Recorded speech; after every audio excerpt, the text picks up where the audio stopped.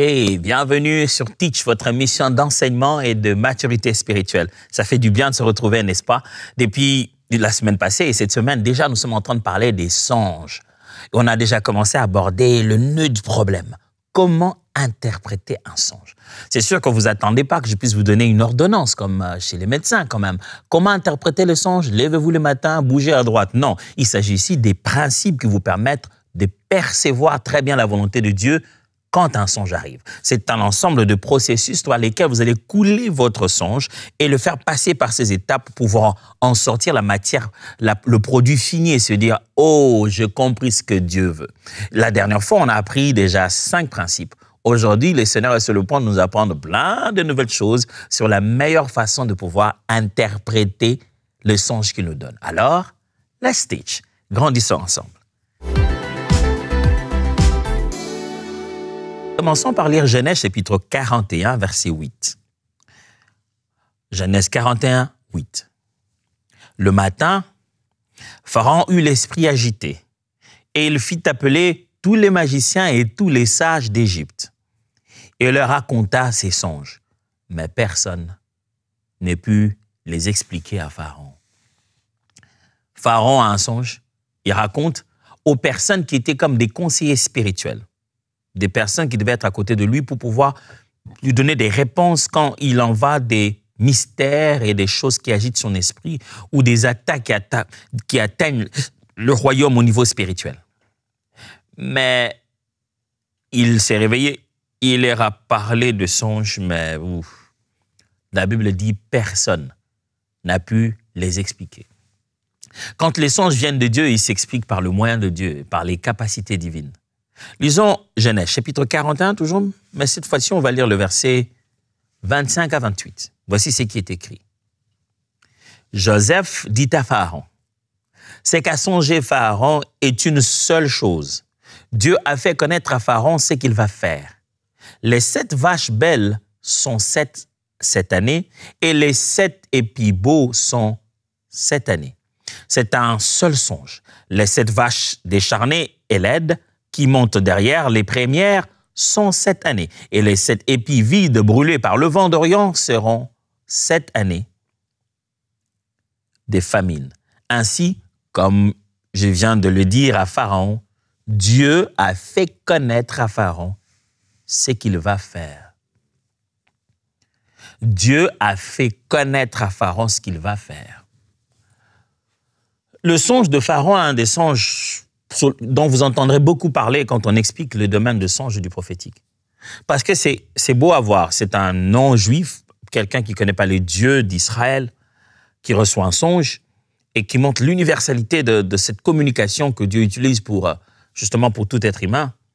Et ce Dieu qui a parlé, du coup, ce n'est pas dans le langage des astrologues et des magiciens qui sont là. Ils interprètent d'autres types de songes qui viennent d'autres sources. Mais c'est un songe divin, un songe de Dieu de la Bible. Il n'arrive pas à décoder ça.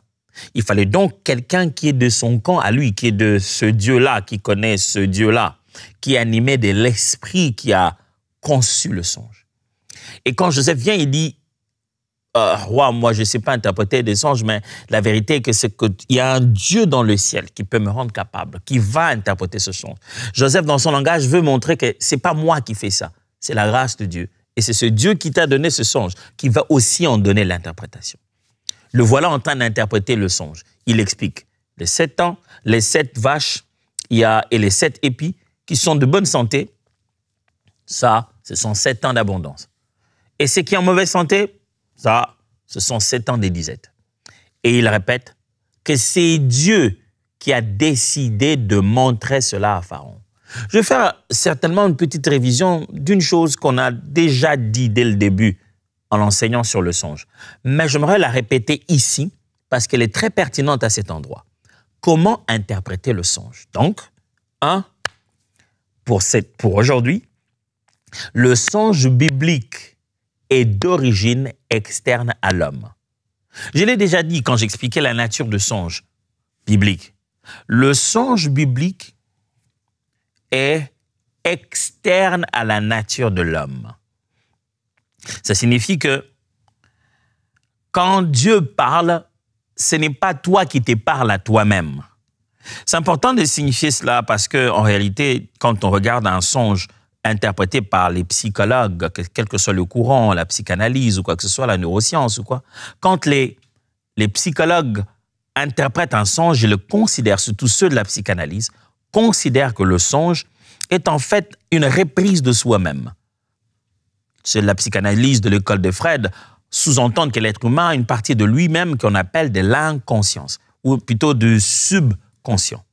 Et le subconscient est la partie justement où l'homme va cacher certaines choses ou refouler certains sentiments. Ça, c'est ce que pense l'école de Freud. Et il considère que au moment du songe, c'est ton subconscient tu essaies de puiser dans ton passé, qui est resté latent, des éléments qui te permettent soit d'exprimer ta nature actuelle ou de guérir certaines blessures où justement c'est ton homme intérieur qui se parle à lui-même. Mais lorsqu'on parle du songe, du sujet du songe au niveau biblique, on ne se dit pas que c'est toi-même qui fais un genre de autocorrection personnelle. Non, on considère que le Créateur, qui n'est pas toi, t'a envoyé un message, t'a communiqué une pensée. Il a certainement utilisé la base de données que tu as, mais il t'a communiqué une pensée. Il a envoyé un message qu'il a composé avec les éléments que tu as en toi.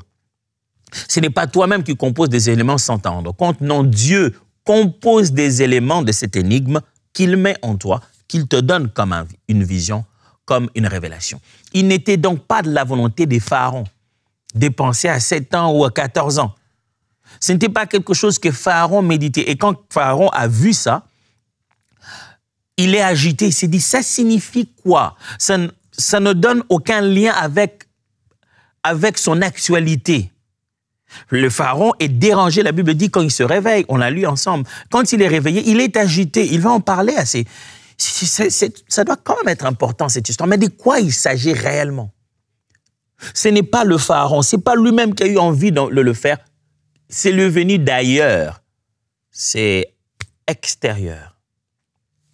Souvenez-vous que quand vous interprétez un songe, c'est en fait une autre volonté divine, qui vient s'exprimer dans la volonté de l'être humain, qui vient s'exprimer dans la tête de l'être humain. C'est pourquoi deux fois, on était contre, on ne voulait pas. Mais la nuit, on a rêvé et Dieu nous a montré qu'il fallait être pour. Là, parce que ce n'est pas nous. C'est pourquoi Joseph peut se dire, bah écoute, je pense que je veux en finir avec Marie. Hein. C'était quand même une bonne femme. Ah, cette jeune fille, vraiment, pourquoi elle m'a fait ça? Pour ne pas la diffamer, il s'est dit, on va rompre en secret, comme ça, il n'y a pas de problème. Mais la nuit, ce qui est l'inverse de sa volonté, une autre volonté externe et différente de la sienne, lui est parvenue. Sachez que quand vous recevez un songe de Dieu, un songe spirituel, c'est une autre volonté qui vous parvient de l'extérieur. Façon de parler, hein, parce que Dieu vit en nous. C'est juste pour dire extérieur à ta propre volonté. Deuxièmement, le songe biblique contient plusieurs niveaux de signification. Alors, important, mes amis, important de savoir. Quand Dieu donne des songes comme il en donne dans la Bible, il est possible que dans un même songe, il y ait plusieurs niveaux de signification. C'est-à-dire qu'il y ait une signification actuelle et qu'il y ait une signification lointaine. Vous regardez, c'est sur base de ça d'ailleurs qu'on interprète certains songes comme celui de Nebuchadnezzar en disant « Voici, il y avait tel royaume à l'époque de Nebuchadnezzar. Voici des choses qui sont arrivées, ainsi de suite, Israël. » On peut expliquer les différents royaumes d'Assyrie et tout ça. Mais après, on peut expliquer ça aussi eschatologiquement, parlant de l'arrivée, la venue de Jésus et de son retour. Le même songe, on n'a pas changé de songe, le même songe. Dans un même songe, pour un même songe, Dieu peut placer des significations à des temps différents. Et Dieu peut même répéter un même songe, mais pour pouvoir te dire autre chose maintenant. Dans un songe, quand tu as un songe, sache qu'il peut y avoir plusieurs significations à des niveaux différents. Ça peut signifier ça pendant cette saison, mais ça voudra dire ça dans une autre saison. C'est ça la complexité du songe aussi. Plusieurs significations peuvent être dans un même songe. Il y a premier niveau de signification, deuxième niveau. Des fois, quand j'explique un songe à quelqu'un et que je le fais passer par plusieurs niveaux de signification, il se sent un peu perdu. Ou bien, en fait, il a l'impression que moi, je tâtonne. Oh, comment un même songe peut signifier et ça, et ça, et ça? Oui, il existe que deux fois, dans un même songe, il y ait plusieurs significations. Il m'est arrivé dans la vie de revivre un songe que j'ai eu il y a très longtemps. J'ai vécu une partie, ou si pas, je l'ai vécu à cette époque-là, à ce temps-là, je l'ai vécu d'une certaine manière. Et à une période de paix, le songe revient et je m'en vais vivre encore quelque chose d'autre de ce songe-là que je n'avais pas vécu avant. Alors, retenez le fait que quelquefois, le songe peut avoir plusieurs niveaux. Ça vous permettra de ne pas vous donner l'impression que vous n'avez interprété qu'une seule chose et que vous avez tout vidé dans l'interprétation. Vous pouvez interpréter une partie et les autres éléments s'ajoutant dans le temps améliorent l'interprétation. Il y a des songes que des gens m'ont demandé d'interpréter que j'ai juste l'impression que dans mon esprit, on dirait que le Seigneur m'a dit c'est incomplet. Et je dis, écoute, je ne sais pas interpréter ça aujourd'hui, mais écoute, reparlons-en après. Je me dis, on dirait qu'entre aujourd'hui et demain, il y a un élément qui lui manque. Si j'interprétais aujourd'hui, on dirait qu'il ne comprendrait pas tout ce que je vais dire. Certains sons sont donnés à une certaine époque et le temps passant te permet de te rendre compte, oh, c'est ça. Mais à l'époque, tu as cru et tu as vu aussi s'exprimer un aspect de ce songe. Mais le temps étant arrivé, le songe a pris encore plus de valeur, plus de sens, ça commence à signifier autre chose. Imaginez la vision de Zacharie qui voit le sacrificateur Josué habillé avec des habits sales et Satan à côté en train de l'accuser. Et il y a une prophétie pour ça. Il donne une parole très précise qui était utile à cette époque. Mais cette vieille, très très vieille prophétie, quand elle est aussi expliquée, elle est expliquée aussi au sujet de la personne de Christ, de sa mort et de comment il a mené nos péchés. Il les a portés sur lui. Et c'est comme ça qu'on ressent ce jeu de mots qui existait dans cette vision, qu'il ne s'agit pas seulement de Yehoshua, Josué, il s'agissait aussi de Yeshua, Jésus.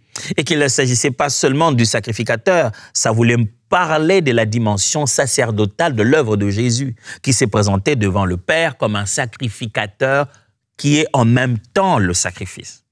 Vous voyez ça? Ce qui se passe là, c'est plusieurs niveaux dans une même vision. Alors, le songe biblique est d'origine externe à l'homme. Le songe biblique contient plusieurs niveaux de signification.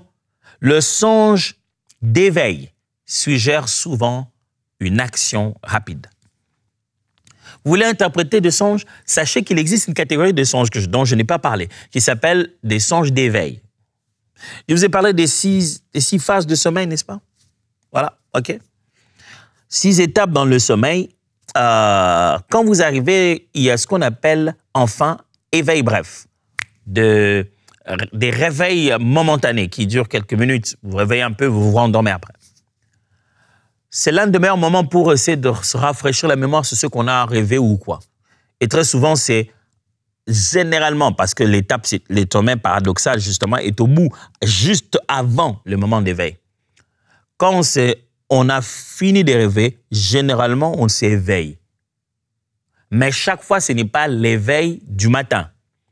Des fois, on s'éveille, mais c'est la nuit. On fait un petit moment, on se rendort. Mais Dieu, quand il veut te donner un songe qui demande une action rapide de ta part, qui demande que tu prennes des initiatives maintenant, qui demande que tu fasses quelque chose, un songe pour lequel il veut te rendre responsable d'une action, souvent le Seigneur donne ce rêve-là au dernier veille du matin. Donc, la dernière fois que tu te éveilleras pour commencer la matinée, ou tu te réveilles en fait pour ne plus dormir. C'est pourquoi on appelle ça un songe d'éveil. Le songe qui va carrément t'éveiller et te garder éveillé. Ce dernier songe-là, quand tu as souvent de songes, de derniers songes de veille, le but, c'est que le Seigneur attend de toi une action le plus rapidement. Une attitude, une façon. Dieu veut que tu fasses quelque chose. C'est le genre de songe que Dieu veut te responsabiliser au plus vite. C'est pourquoi il te le donne au moment où l'amnésie de sommeil a énormément baissé. Parce qu'il existe dans le sommeil ce qu'on appelle de l'amnésie de sommeil. C'est-à-dire que pendant que tu dors, il y a ta tête qui efface des choses, qui se met à oublier certaines choses. Parce que sinon, si on se souvient de tout, tout est dans notre conscience depuis qu'on est né, ça va faire mal à la tête. Alors la tête, pendant que tu dors, en te reposant, ça efface certaines données dans le disque dur. Mais plus le matin se rapproche et les phases de sommeil ont eu lieu plusieurs fois, plus ça se passe, moins ça s'efface.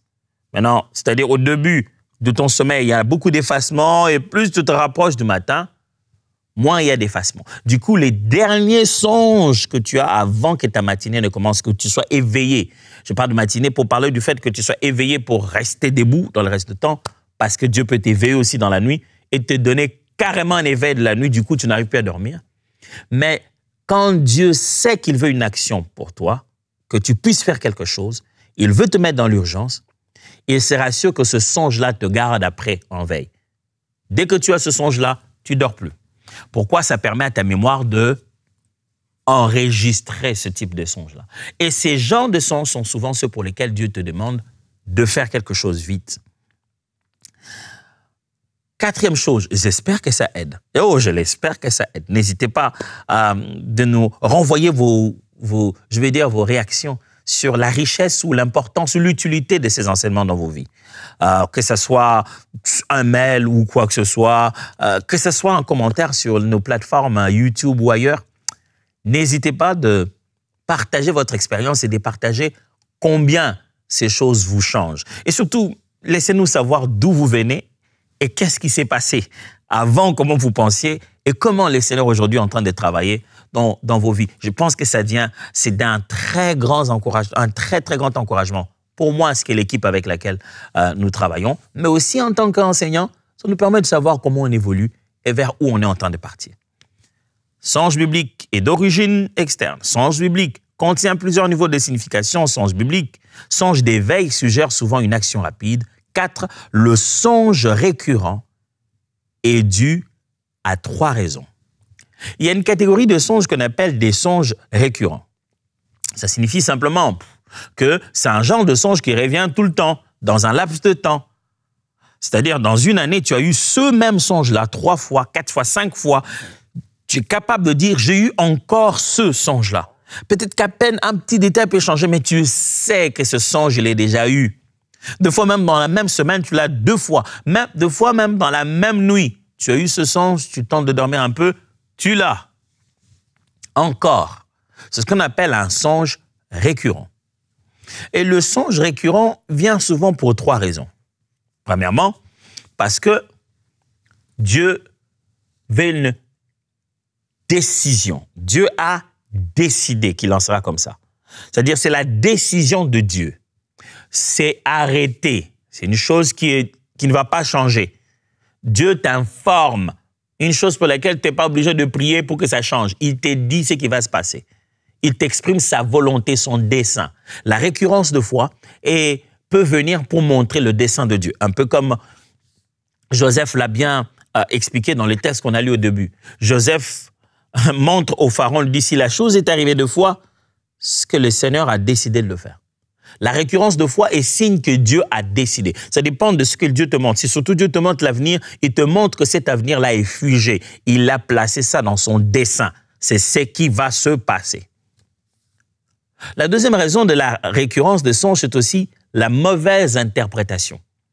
Un songe revient plusieurs fois lorsque tu ne l'as pas bien interprété. Dieu se rend compte que tu ne l'as pas saisi. Et alors on dit, une leçon mal apprise est toujours reprise.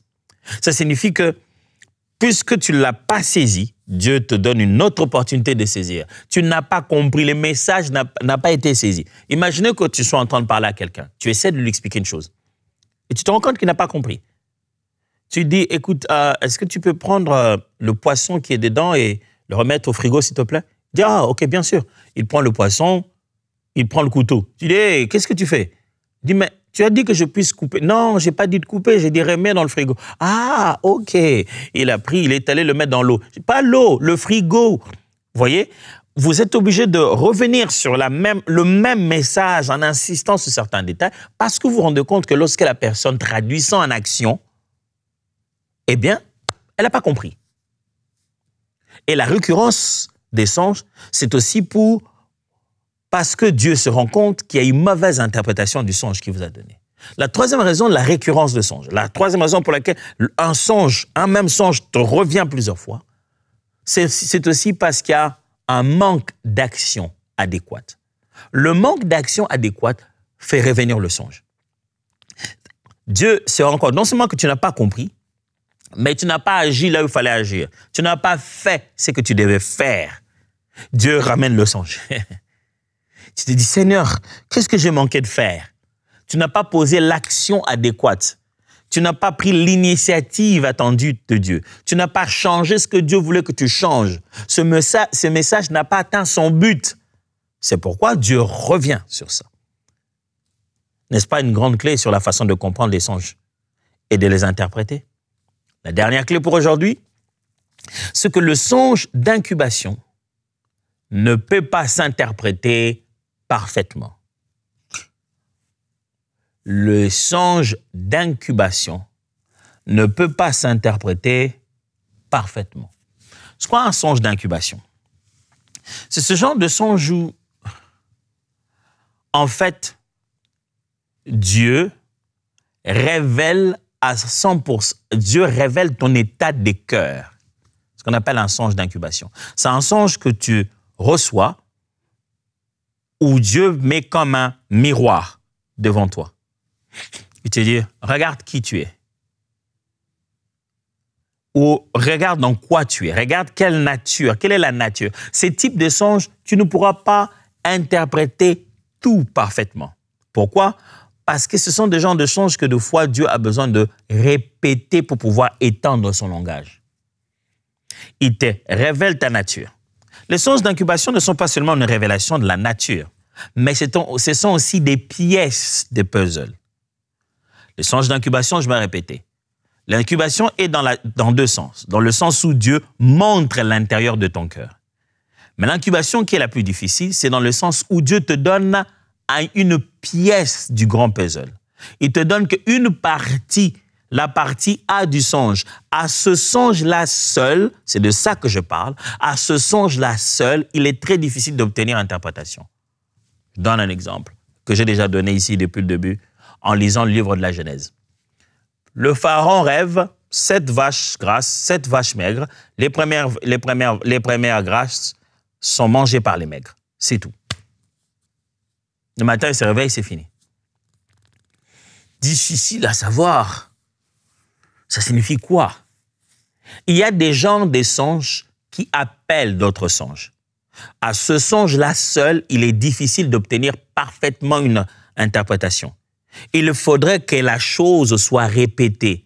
Et c'est à travers l'élément complémentaire dans le songe que tu as une meilleure explication. C'est ce qu'on appelle ici un songe d'incubation. C'est-à-dire, c'est un songe qui attire un autre. Et il y a des fois, quand j'entends quelqu'un me donner un songe ou partager un songe avec moi pour que je l'aide à expliquer ça, à comprendre, je peux ressentir dans ce songe que ici, c'est un songe qui a besoin d'être interprété par un autre. J'ai besoin d'autres éléments. Alors, je lui pose la question, avez-vous déjà rêvé la même chose sous une autre forme? Dis, hein? Des fois, les gens ne se rendent même pas compte qu'ils ont rêvé la même chose sous une autre forme. Ou alors, une question précise, avez-vous déjà rêvé le même endroit ou la même chose? Ah ouais, je me souviens la dernière fois, et tu te rends compte que quand il s'est mis lui-même d'ailleurs à raconter l'autre songe, oh, les deux s'alignent tout de suite. Et la difficulté, c'est que si tu n'as qu'un seul de ces éléments, tu as beaucoup de mal à interpréter le tout.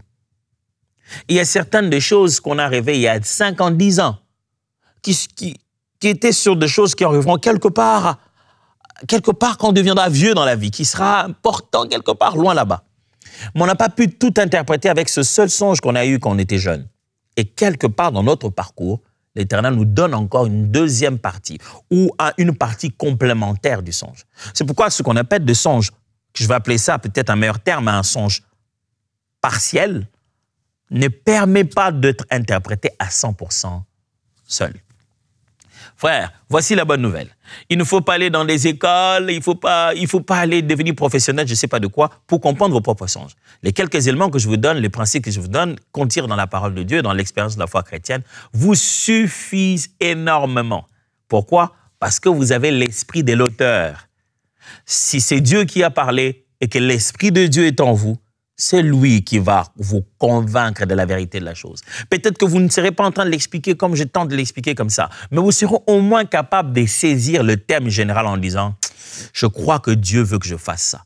Et j'aimerais vous exhorter surtout à ne pas considérer le songe comme le seul ou l'ultime méthode de Dieu pour pouvoir, la seule ou l'ultime méthode de Dieu pour pouvoir vous parler. Dieu parle tantôt d'une manière, tantôt d'une autre. Je vous encouragerai souvent à associer ce que vous avez compris de votre songe avec les différentes autres manières dont Dieu s'est manifesté déjà. A-t-il donné une parole à un frère? As-tu médité sur ça peut-être? Est-ce que c'est lié à ce que tu as entendu à l'église? Est-ce que c'est lié à ce qui monte dans ton cœur? Mais le songe dans un contexte des autres différents langages de Dieu autour du même sujet. Et le songe viendra soit confirmer, soit édifier, soit encourager davantage des choses que Dieu a commencé déjà à parler en toi. Parce qu'il ne faut pas faire foi au songe, il faut faire foi à Dieu. Et la Bible dit, attention, faites pas foi à tout esprit. Et derrière ce songe, il faut qu'on soit sûr que c'est l'Esprit de Dieu qui est en train de te parler, et non pas tes simples sentiments, ou non pas quelqu'un qui est en train de tenter de te manipuler à distance. J'espère que on a appris déjà, allez, près de 10 grands principes. 10 quand même. C'est suffisant, non? Ouais, je sais que vous voudrez qu'on aille encore un peu plus loin sur ça. Mais commençons avec ce que nous avons. Appliquons déjà ce que nous avons. Parce que souvent, j'ai constaté au milieu des enfants de Dieu, plus on parle de beaucoup des principes, ils disent Amen, Alléluia. Mais quand vous allez voir leur vie, ils ne l'appliquent pas.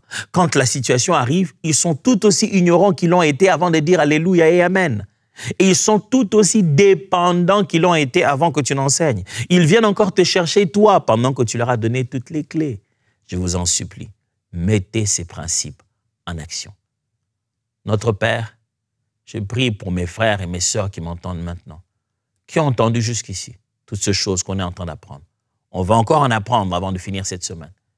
Mais d'ici déjà, je prie, je te demande une chose, Seigneur. Donne-nous d'être pragmatiques.